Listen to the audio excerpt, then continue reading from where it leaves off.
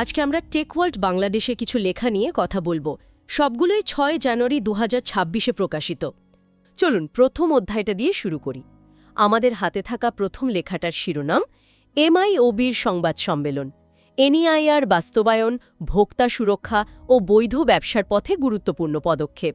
এখানে মূল কথাগুলো হল স্বচ্ছতা, গ্রাহক সুরক্ষা আর একটা নিরাপদ ডিজিটাল পরিবেশ। সহজ কথায় দেশের মোবাইল ফোন শিল্পকে একটা নিয়মের মধ্যে আনার চেষ্টা। কিন্তু এটা তো বেশ বড় একটা কাজ বলে মনে হচ্ছে। এর পেছনের আসল কারণটা কি? এখানেই তো আসল জায়গাটা। মানে বাইরে থেকে দেখলে এটাকে একটা প্রশাসনিক পদক্ষেপ মনে হতে পারে, কিন্তু এর গভীরতা কিন্তু অনেক বেশি। এনইআইআর বা ন্যাশনাল ইকুইপমেন্ট আইডেন্টিটি রেজিস্টার, এই সিস্টেমটা কি আপনি বলতে পারেন ফোনের জন্য একটা জাতীয় পরিচয়পত্রের মতো। জাতীয় পরিচয়পত্র মানে প্রত্যেকটা ফোনের একটা নিজস্ব আইডি থাকবে? একদম। দেশে যতগুলো বৈধ ফোন চলবে প্রত্যেকটার একটা ইউনিক আইডি এই সরকারি খাতায় রেজিস্টার করা থাকবে। আচ্ছা। এর ফলে কি হবে? ধরুন কোনো ফোন চুরি গেল, সেটাকে এই সিস্টেম থেকে ব্লক করে দেওয়া যাবে, অকেজো হয়ে যাবে ফোনটা। আবার বিদেশ থেকে কর ফাঁকি দিয়ে আনা চোরাই ফোন, ওগুলো নেটওয়ার্কে আর চলবে না। ক্লোন করা আইএমআইআই নম্বরের ফোনও বন্ধ হয়ে যাবে। কিন্তু এগুলো তো প্রাথমিক সুবিধা। আসল উদ্দেশ্যটা আরও বড়। সেটা কি? শুধু অবৈধ ব্যবসা বন্ধ করা বা রাজস্ব আয় বাড়ানোই তো নিশ্চয়ই মূল লক্ষ্য না। না, বিলকুল না। আসল লক্ষ্য হলো ডিজিটাল অর্থনীতির ওপর মানুষের আস্থা তৈরি করা। একবার ভাবুন তো, আজ থেকে কয়েক বছর আগেও মোবাইল ফোনটা কি ছিল? শুধু কথা বলার একটা যন্ত্র। হ্যাঁ, ঠিক। আর এখন আপনার ব্যাংক, আপনার মানি ব্যাগ, আপনার অফিস, বিনোদনের জগৎ সবকিছুই তো ওই ছোট্ট ডিভাইসটার ভেতরে। তো যখন একজন সাধারণ মানুষ জানবে যে তার হাতে যে ফোনটা আছে সেটা বৈধ, সুরক্ষিত এবং সরকারের খাতায় রেজিস্টার করা, তখন সে কিন্তু ডিজিটাল লেনদেন করতে বা সরকারি সেবা নিতে অনেক বেশি ভরসা পাবে, তাই না? রাইট। তার মানে ফোনের এই রেজিস্ট্রেশন প্রক্রিয়াটা আসলে ডিজিটাল আস্থার প্রথম ইট। একদম প্রথম ইট। কিন্তু এটা বাস্তবায়ন করা তো সহজ কথা নয়। কোটি কোটি মানুষের ফোনকে একটা সিস্টেমের আওতায় আনা, তাদের ডেটার সুরক্ষা, এর চ্যালেঞ্জগুলো তো বিশাল। অবশ্যই বিশাল চ্যালেঞ্জ। প্রথমত, এটা একটা অমছং কর্মযোগ্য। মানে প্রতিটি ফোন ট্র্যাক করা, ডেটাবেস ম্যানেজ করা, সব টেলিকম অপারেটরের সাথে সমন্বয় করা, ব্যাপারটা মোটেও সহজ না। আর ডেটা সুরক্ষার বিষয়টাও তো আছে। হ্যাঁ। দ্বিতীয়ত, ডেটা সুরক্ষার একটা বড় প্রশ্ন থেকেই যায়। এত মানুষের তথ্য এক জায়গায় রাখা হচ্ছে, সেটার নিরাপত্তা নিশ্চিত করাটাও বিরাট দায়িত্ব। কিন্তু এখানে একটা কৌশলগত সিদ্ধান্ত নিতে হয়। কি রকম? একটা অনিয়ন্ত্রিত, আস্থাহীন ডিজিটাল জগতের চেয়ে একটা নিয়ন্ত্রিত আর সুরক্ষিত জগৎ কি বেশি ভালো না? এই পদক্ষেপটা সেই আস্থার ভিত্তি তৈরি করার জন্যই। ভিত্তিটাই যদি নড়বড়ে হয়, তাহলে এর ওপর ডিজিটাল পেমেন্ট, গভর্নেন্স বা অন্য কোনো কিছুই তো মানুষের ভরসা পাবে না। বুঝতে পারছি। তার মানে এই যে একটা বিশাল আয়োজন করে ফোনের উপর নিয়ন্ত্রণ আনা হচ্ছে, তার কারণ হলো ফোন এখন আর শুধু একটা ডিভাইস নেই। আর এটাই কিন্তু আমাদের দ্বিতীয় আলোচনার বিষয়। আমাদের দ্বিতীয় লেখাটার শিরোনাম প্রযুক্তির বিকাশে বদলে যাচ্ছে জীবনধারা। আর এতে একটা লাইন আছে, ১ দশক আগেও প্রযুক্তি ছিল নির্দিষ্ট কিছু কাজের মধ্যে সীমাবদ্ধ। সময়ের সঙ্গে সঙ্গে তা মানুষের জীবনযাপনের কেন্দ্রে চলে এসেছে। দেখুন কি দারুণভাবে মিলে গেল। প্রথম লেখাটা বলছে কি করা হচ্ছে, আর দ্বিতীয়টা পরিষ্কার করে দিচ্ছে যে কেন এটা করা হচ্ছে। ঠিক তাই। আমি নিজের কথাই যদি ভাবি, বছর 10 আগে আমার ফোনটা ছিল কথা বলা আর মেসেজ পাঠানোর জন্য, খুব বেশি হলে হয়তো খবর পড়তাম। আর এখন সকালে ঘুম থেকে উঠে অ্যালার্ম বন্ধ করা, সারাদিনের মিটিং শিডিউল, ব্যাংকের লেনদেন, খাবার অর্ডার করা, রাতে ঘুমাতে যাওয়ার আগে বই পড়া, আমার পুরো জীবনটাই তো ফোনটাকে কেন্দ্র করে ঘুরছে। ফোনটা হারিয়ে গেলে মনে হবে যেন শরীরের একটা অংশ নেই। এবং আপনি একা নন, দেশের কোটি কোটি মানুষের গল্পটা এখন ঠিক এটাই। প্রযুক্তি এখন আর কোনো ঐচ্ছিক টুল বা যন্ত্র না, এটা আমাদের জীবনযাপনের মিডিয়াম বা মাধ্যম হয়ে গেছে। আমরা এই মাধ্যমের ভেতরেই বাস করছি। আচ্ছা। আর যখন কোনো কিছু এতটা জরুরি হয়ে যায়, তখন সেটার নিরাপত্তা নিশ্চিত করাটা রাষ্ট্রের অন্যতম প্রধান দায়িত্ব হয়ে দাঁড়ায়। যেমন করে রাষ্ট্র বিদ্যুৎ বা পানির সরবরাহ নিশ্চিত করে, ঠিক তেমনি ডিজিটাল জগতের প্রবেশদ্বার, মানে আমাদের মোবাইল ফোন, সেটার নিরাপত্তা নিশ্চিত করাও এখন তার দায়িত্বের মধ্যে পড়ে। তার মানে মোবাইল শিল্পকে নিয়মের মধ্যে আনার চেষ্টাটা কোনো বিচ্ছিন্ন ঘটনা না।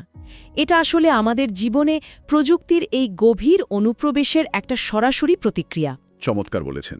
প্রযুক্তি যত বেশি ব্যক্তিগত আর কেন্দ্রীয় হবে, এর সুরক্ষার প্রয়োজনও তত বাড়বে।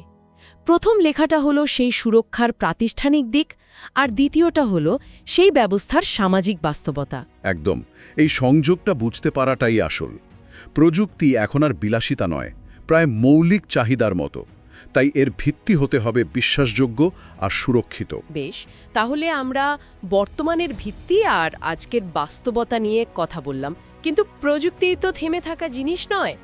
ভবিষ্যতের সবচেয়ে বড় প্রযুক্তি এআই বা কৃত্রিম বুদ্ধিমত্তা নিয়ে বাংলাদেশ কি ভাবছে? আমাদের তৃতীয় আর শেষ লেখাটা কিন্তু ঠিক এই বিষয়েই।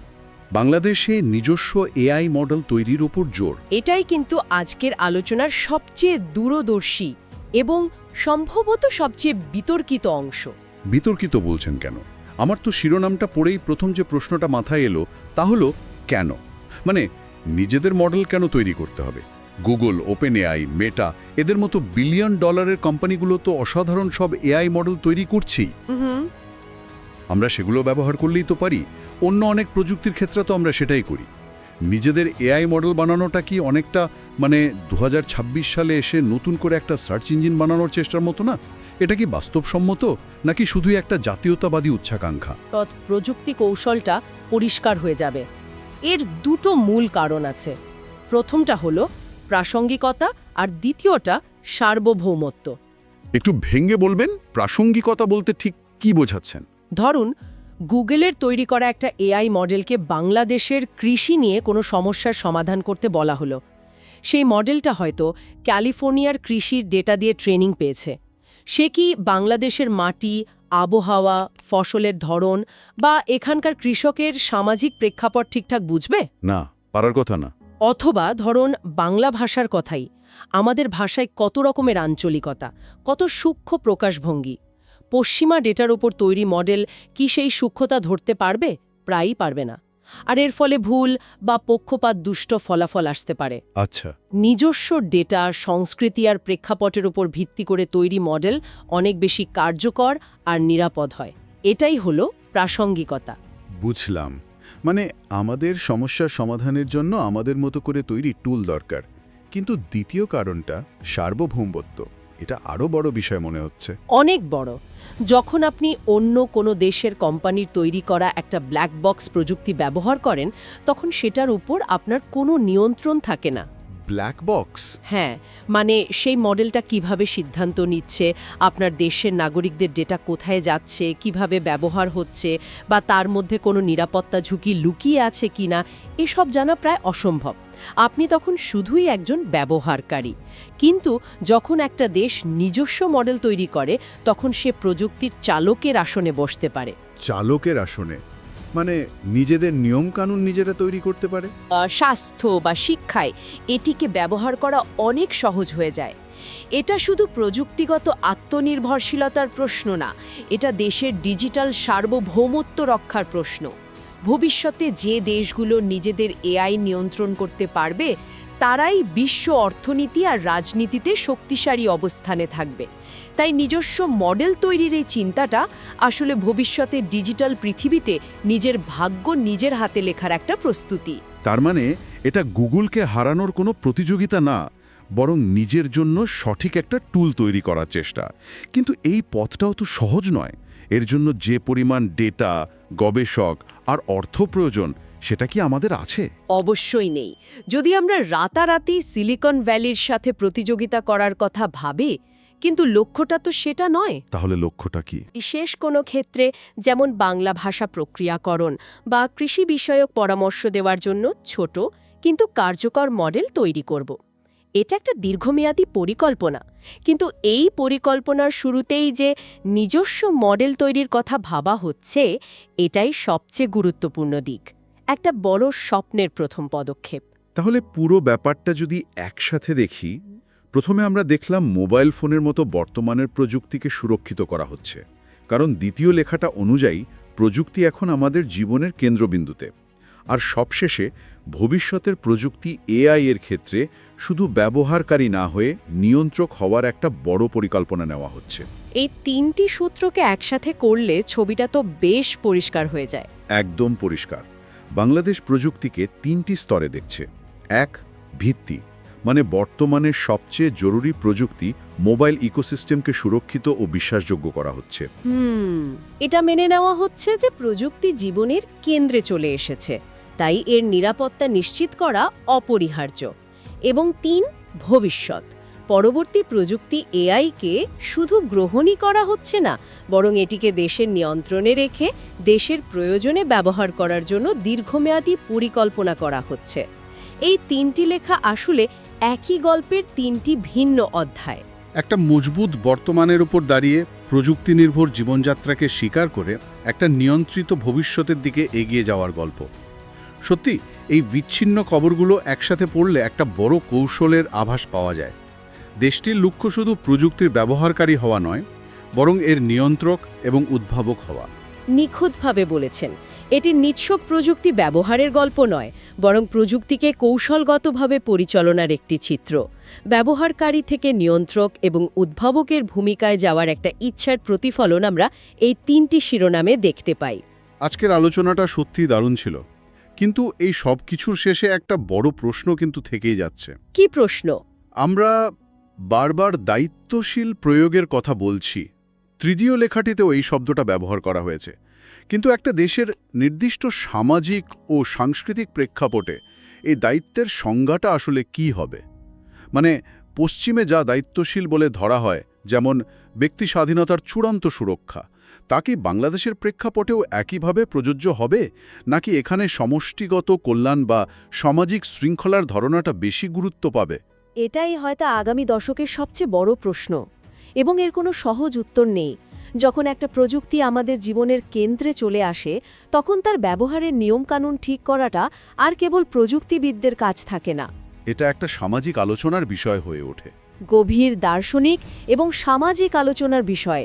ডেটা প্রাইভেসি, মত প্রকাশের স্বাধীনতা, অ্যালগোরিদমকে আমাদের সমাজের কোনো নির্দিষ্ট গোষ্ঠীর প্রতি পক্ষপাতদুষ্ট হয়ে যাচ্ছে কিনা, কিংবা এর কারণে কর্মসংস্থানে কি প্রভাব পড়ছে, এই সব কিছু মিলিয়ে দায়িত্বশীল এআই বলতে আমরা আসলে কি বোঝাবো? তার মানে নিজস্ব এআই মডেল তৈরির প্রযুক্তিগত চ্যালেঞ্জের চেয়েও বড় চ্যালেঞ্জ হলো এর ব্যবহারের দর্শনটা ঠিক করা।